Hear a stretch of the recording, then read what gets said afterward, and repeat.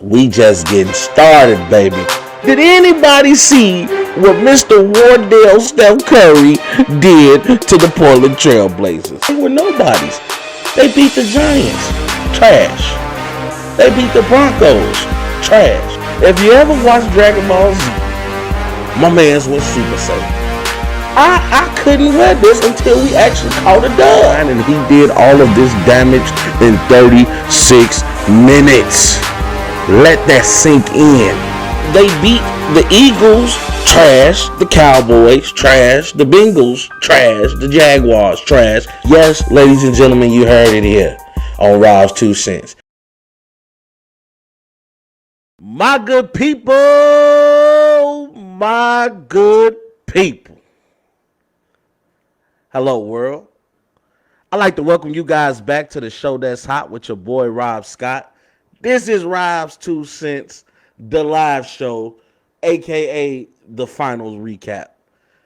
We saw a great NBA Finals, my good people. We saw the Milwaukee Bucks versus the Phoenix Suns. Not your typical finals. We didn't have LeBron. We didn't have KD. We didn't have Steph. And these have been the players that have been in the NBA Finals for like the last 5 years. As we know, LeBron has made 10 trips to the NBA Finals. Marcus, what's good, my boy? Appreciate you for joining in. And it was a breath of fresh air, as I've mentioned before on other episodes of Rob's 2 Cents. It was great to just have fresh blood, fresh faces, new talent in the NBA Finals. And the series did not disappoint. We saw a great series in which Phoenix went up 2 games in game 1 and 2. Remember, they were hosting the NBA Finals, at least the first 2 games, because they had the home court advantage due to the fact that they had the higher record in the league. They were second place in the Western Conference. The Milwaukee Bucks was third place in the Eastern Conference. Phoenix started off strong, winning the first 2 games in Phoenix. And then Phoenix will help Milwaukee become the 5th team in NBA history to overcome a 2-0 deficit. As Milwaukee will go on to win the next 4 games, y'all. Not 4 games, the next 4 games.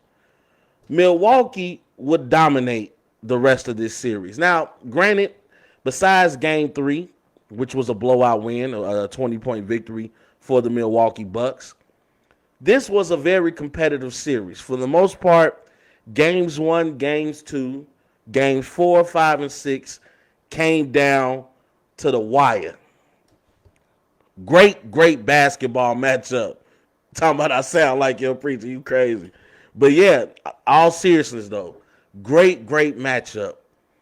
But last night, we saw a new NBA champion be crowned as the Milwaukee Bucks will win their 4th game in this series in game 6 in an unbelievable performance put forth by the Greek Freak. Let me tell y'all something, man. Giannis went bananas yesterday.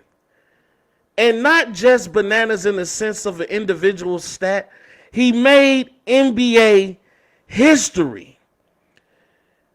We're going to get to that in a second. First, we have to talk about the game. It was a great game 6. Both teams came out a little sluggish. Milwaukee would get an early lead. I believe they got the lead to like 13 points going into the second quarter.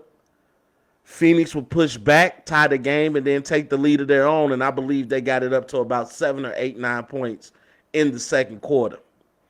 But in the third and fourth quarters, Milwaukee will take the lead and never look back.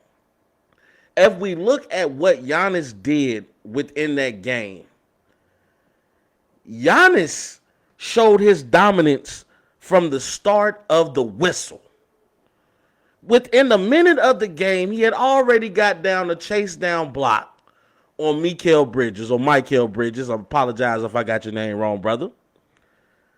Got a chase down block, and that kind of set the tone for the rest of the game because Giannis was everywhere defensively. People's been giving him praise on his offensive output. I gotta give Giannis praise on the defense that was played yesterday. Now, a lot of people like myself felt bad because we wanted to see CP3 get his first title, his first trip to the finals in his 16-year career. But Giannis has also had to overcome trials and tribulations. He's also had to go through the fire in the NBA.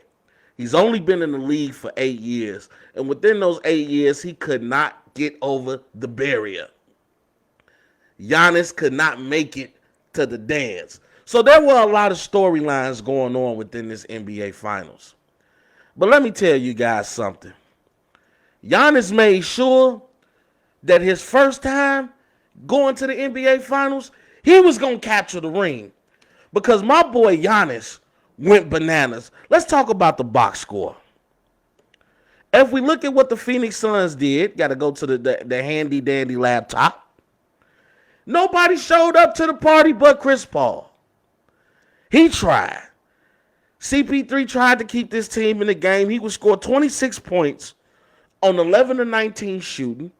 He was 1 or 2 from the three-point line, but he only gave you 5 assists and he had 3 turnovers. Not very point guard-like.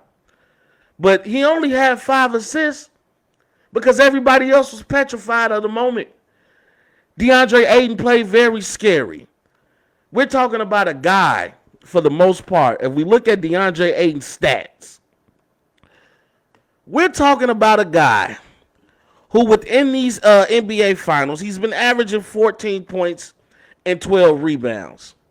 Now, he almost got close to his averages. He gave you 12 on the night, but he shot 4-12 from the field. Your center, who's not shooting three-pointers, who's not shooting mid-range jumpers. We're talking about a guy who's at the rim. Gives you 4-12 shooting from the field. Only 6 rebounds? DeAndre, you're better than that. 6 rebounds and only 2 blocks.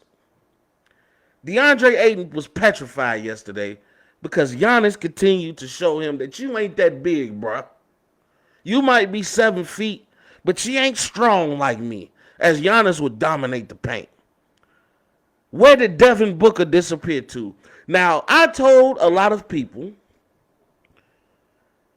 let's put a pause on the Devin Booker-Kobe Bryant comparisons. Yes, we know that Devin Booker had a great relationship with Kobe Bryant. He looked at him as a mentor. He wanted to emulate Kobe Bryant, kind of how Kobe Bryant wanted to emulate Michael Jordan. And we all know that they say that the greatest form of flattery is imitation. But he came up short because he only would give you 19 points. He was 0-7 from the three-point line and 8-22 from the field. And even included 6 turnovers in his stat line. I know, Rob, that's a great point, that he might have been tired. But you're supposed to be tired when you're playing in the NBA Finals. In this case, this season is normally an 82-game season. This was a 72-game condensed season in which injuries plagued not only the regular season but the playoffs. But these teams, the Milwaukee Bucks and the Phoenix Suns, were the last 2 teams standing. I expected everybody to be tired. I look at Giannis, who's hyperventilating on most plays, because he has a motor like Westbrook where he doesn't stop. You see CP3 feeling sluggish, shots coming up short. Drew Holiday, shots coming up short. Having to guard the best 2 offensive players on the opposing team. Going back and forth between Devin Booker and Chris Paul. And I know we hear things on the Phoenix side of the ball, but the others did not show up. Mikal Bridges only gave you 7 points. Cam Johnson only gave you 3 points. And I don't know why Cameron Payne didn't have more minutes off the way that he was able to keep Phoenix in the game in the first quarter. But for some reason, they only gave him 10 minutes in the game. You allow CP3 to play 39 minutes. You allow Devin Booker to play 46 minutes. Of course they're going to be tired. DeAndre Ayton playing 36 minutes and having the unlucky task, the unfortunate task of trying to stop Giannis Antetokounmpo, who was focused and was lasered in on winning an NBA championship. And I know you like, Rob, you're talking a lot about what the Phoenix Suns did. Let's discuss what the Bucks did. Jrue Holiday, again, did not have a great game offensively. He was 4 of 19. He only gave you 12 points. But the defense that he played on Chris Paul and Devin Booker cannot be unsung. You have to remember, Jrue Holiday he's an NBA all-first team defensive team. He made that team because of the fact that he's a two-way player. I believe this is the second time being on the NBA first time, and he's been NBA second team all defense 3 times. Check the numbers. Jrue Holiday is underrated. And I was so happy to see him win. As you guys remember, his wife a couple of years ago, about 5 years ago, got diagnosed with some type of disease where he had, I think it was cancer, and he had to leave the league for a while to take care of his wife. And she had the surgery. They removed that disease. She then had a baby. And once he saw that home was okay, he came back to the NBA. And I'm pretty sure everybody in his family is happy he made that decision. It was great to see Jrue Holiday get a chance on the biggest stage. Chris Middleton, a man who was playing in the G League in earlier parts of his career, can now call himself an NBA champion. He had 17 points on 6 of 13 shooting. And even though he was 1 of 4 from the field, he hit the closing shot on Devin Booker after a beautiful handoff pass from Giannis. Chris Middleton has been the closer for this team. We cannot forget about the contributions him and Jrue Holiday made against Atlanta in the Eastern Conference Final when we thought that Giannis was gone. Giannis hyperextended that knee. We thought Giannis was out for the rest of the season. And Chris Middleton and Jrue Holiday said, no, we making it to the finals. And they put on a clinic on the Atlanta Hawks. Granted, Trae Young did get injured, but it was a star for a star. Which one of the others are going to step up? And Chris Middleton stepped up. Jrue Holiday stepped up. And Chris Middleton also had a great game 5 when he had 29 points. Had a great game 4 where he gave you 32 points. In this game, he wasn't that much of an offensive threat, but he did close the deal on the Phoenix Suns. But then we have to get to the Greek freak, Giannis Antetokounmpo, a guy who is used to winning, whether it's winning individual awards or now winning NBA championships. Giannis Antetokounmpo will have the game of his life, as he would go for 50 in an elimination game, in a closeout game. He gives you 50 points off 16 to 25 shooting. That's 64%, ladies and gentlemen. He was even 1 of 3 from the three-point line. He gave you 14 rebounds, 4 of them offensive, and gave you 5 blocks. And that wasn't even the most impressive part of his game. Giannis Antetokounmpo will go 17 and 19 from the free throw line, shooting 89.5% from the free throw line. Let me tell you how much history Giannis made. Giannis became just the 7th player in NBA history to have 50 points in the finals. He tied Bob Pettit for that number.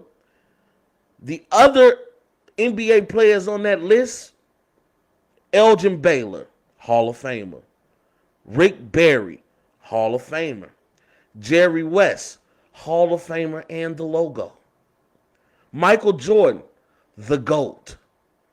And LeBron James, definitely a Mount Rushmore player. Do you guys understand what he did? Giannis Antetokounmpo would score 33 of his 50 points in the second half, including a 20-point third quarter. I appreciate that, Rob, but I'm getting there. You know I got the stats. Per the Elias Sports article, which I read, the Greek Freak is just the second player in the past 50 years to score 33 or more points in the finals half, joining only Michael Jordan. Meanwhile, he is the first player in the NBA to ever record multiple 30-point halves in a single NBA final series. You got to remember, he gave you back-to-back 40-point games. Nobody had done that since Shaq. And then he goes in the closeout game, and he gives you 50, 14, and 5 blocks. Even just dog-walking DeAndre Ayton. DeAndre Ayton did not know what to do with that boy, and I do not know why Coach Monty Williams, as great of a coach as he is, did not make the adjustment of saying, we're going to double-team Giannis. Somebody else going to have to beat us because DeAndre can't stick him. He was too slow, and honestly, he was too weak. Giannis was bulldozing through DeAndre Ayton, moving him out the way, posting him up. Who was the center on the court? DeAndre Ayton or the Greek Freak? Let me tell you about some more history that he made. Giannis became the first player ever to average 30, 10, and 5 on 60% shooting in the NBA Finals series. You want to know what other history he made? After being named Finals MVP, he joined Michael Jordan as the only player in history to win multiple MVPs, a Defensive Player of the Year, and a Finals MVP. But wait, there's more.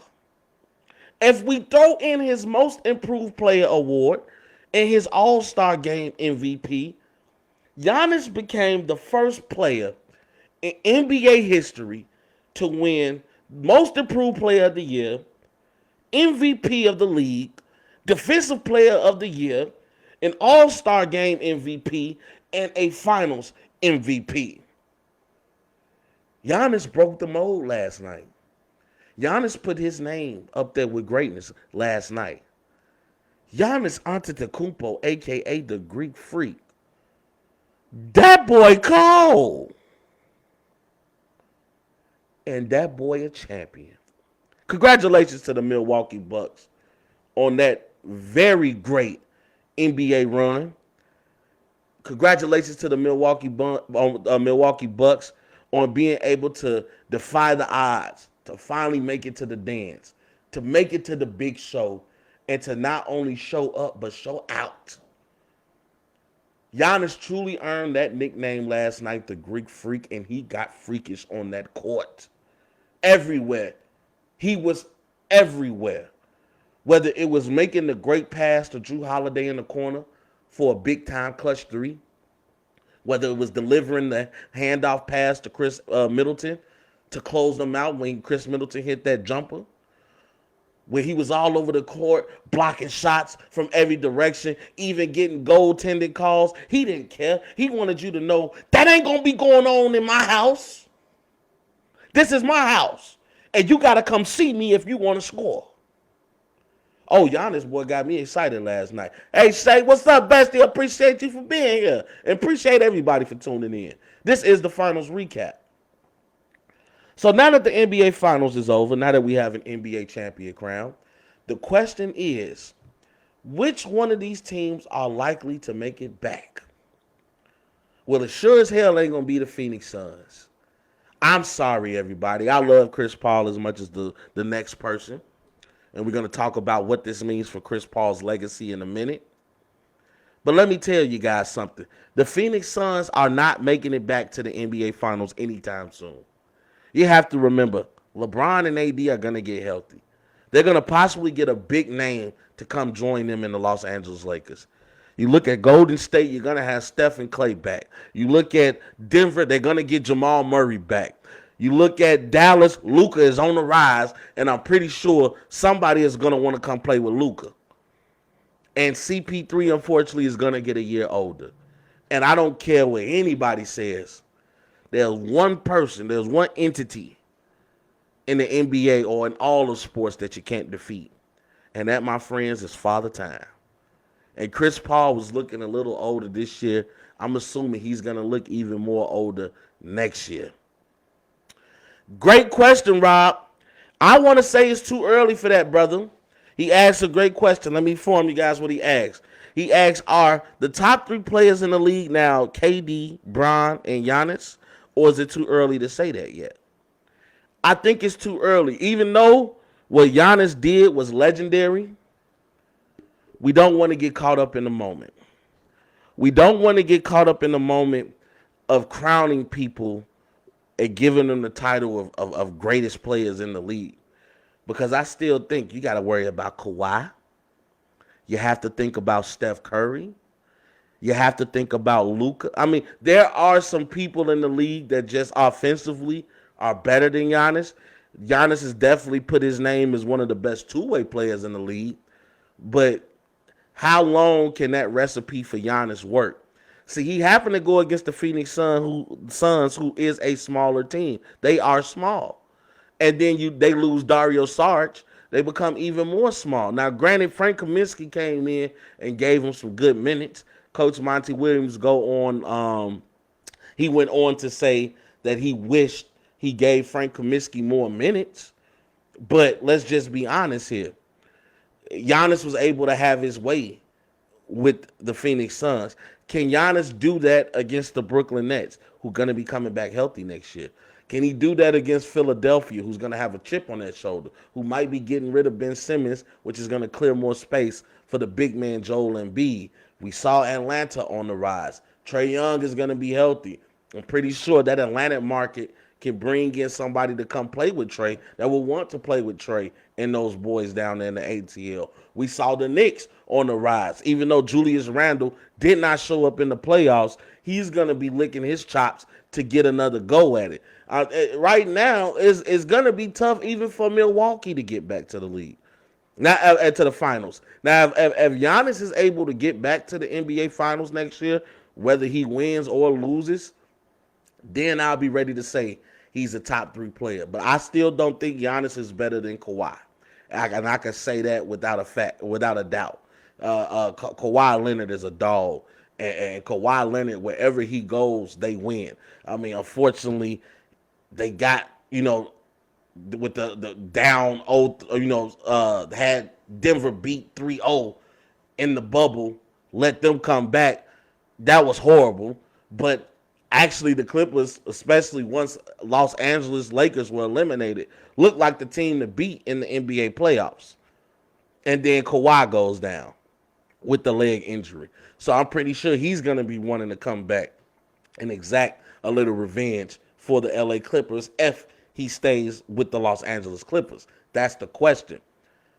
And now another question poses, what does this mean for their legacies? Well, Giannis has etched his name in NBA history.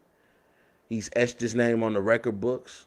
Giannis is going to be just fine. I believe when it's all said and done, if Giannis continues at this pace, if Giannis plays at the pace that he did in the NBA Finals, he wins another MVP, he gets his team back to the finals, then you can say Giannis is a top 3 player in the league.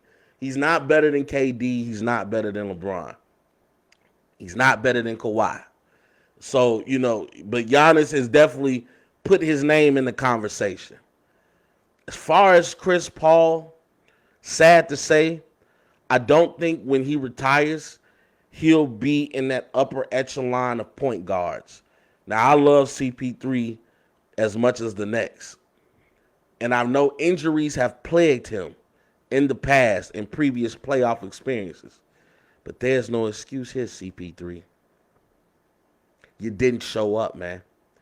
And you have to show up. You have to be better than what you were in the regular season. You gave us spurts of greatness. But the way Drew Holiday was able to agitate him, get under his skin, We just saw him and Patrick Beverly have a great matchup.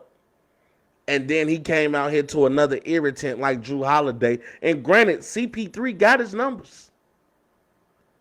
It just wasn't enough. And he sees now that when you make it to the dance, you're going to have to be aggressive.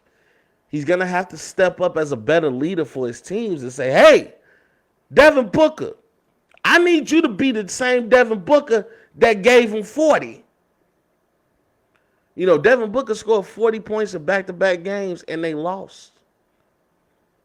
That just shows you Milwaukee was just more dominant than this team. They wanted it more. Even though Milwaukee is bigger than the Phoenix Suns, Chris Middleton and Drew Holiday did not show up for every game. There were games where Phoenix could have stole one. I believe if they would have won one in Milwaukee, they would have been able to close the Bucks out. And I'm not ready to crown Giannis yet, because if Brooklyn didn't get injured, we don't know if Giannis would have made it to the NBA Finals. Now, granted, I know on my show and on the Rewind Sports 60, make sure you guys check this out on Roku, that I said that I believe the Bucks could beat the Nets even with James Harden and Kyrie. But was I willing to bet on that? No, I was not. I was not willing to put the chips all on one team. But we can't overlook what Giannis did, and we have to give that man his proper respect. And I'm just glad that we had a great NBA Finals. Now we're going to be keeping our eyes on what's going to be going on in the offseason. I expected some big moves to be made. We see Dame Lillard, LeBron James been getting awfully chumly lately. They're becoming good friends, and we know when you become friends with LeBron, like Anthony Davis, you might try to force your way out of your team to go play with the Los Angeles Lakers, who still has that mystique, that allure around this team. As I mentioned, we don't know if Brooklyn's going to make any more moves. We don't know if Philly's going to make moves. We don't know if Dallas or the Clippers will make moves. So it's going to be interesting this offseason. Where would Dame go? Where would Zion go, who wants out of his rookie contract and wants to leave the New Orleans Pelicans? So it's going to be a lot of intriguing storylines. I'm going to try to keep you guys up to date on everything. And then also football coming up, baby. My second love, well, it's my second love now, but anybody who knows me knows that football was my first love, man. I used to have dreams of playing for USC as a linebacker, just wanted to knock the bejesus out of somebody. Also going to keep you guys up to date on what's going to be going on in the boxing world. As we know, I believe August 19th, I believe that's the date, going to see Manny Pacquiao versus Errol Spence. That is going to be a hell of a fight. I'm so excited for that. We're definitely going to have to break down that fight as it gets closer. Deontay Wilder and Tyson Fury is now official. October 9th, we're going to see these two heavyweights clash yet again for the WBC heavyweight title. So there's a lot of great things in sports going on right now. As we bid basketball adieu, as we say goodbye to the NBA season, as crazy as the NBA season as it was with COVID protocols and injuries, it was a great NBA season, and it was great to see the Milwaukee Bucks, who have not won an NBA championship since 1971, win an NBA champion and once again sit atop the NBA throne. This has been a great season, y'all, and this has been a great show. I appreciate all you guys who showed up to come show your boy love. I definitely needed the energy, man. I was at work, eyes heavy, man. I'm trying to make sure I start to get enough rest, but I can't help myself, man. Your boy don't sleep.